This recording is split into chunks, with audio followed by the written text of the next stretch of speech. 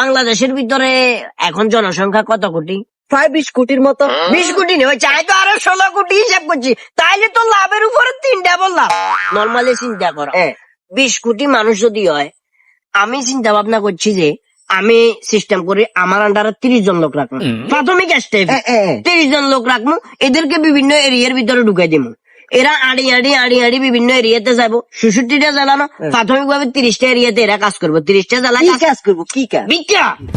ভিক্ষা করবার হলে দেখা গেছে 20 কোটি মানুষ যদি হয়, একদিন যদি ভিক্ষা করে তাইলে তো 20 কোটি টাকা উড়ে যায়। কিন্তু একদিনে তো আর পুরো বাংলাদেশ কাভার করা সম্ভব হতো না। ওই কারণে আমরা 30 জনের এই লোকগুলারে আস্তে আস্তে ভাগ করে 66টা জেলায় গল্ল হয়। একে মোটামুটি 2-3 মাসের ভিতর 20 কোটি টাকা আস্তে করে এলাম।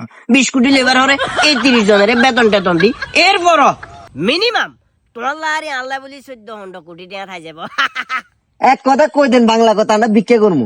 বিজ্ঞে তো হয়তো প্রথমে কইলাম লোক আছে আনের লগে ভিক্ষা করবো কেন? আরেকটা স্টেটাস নাই।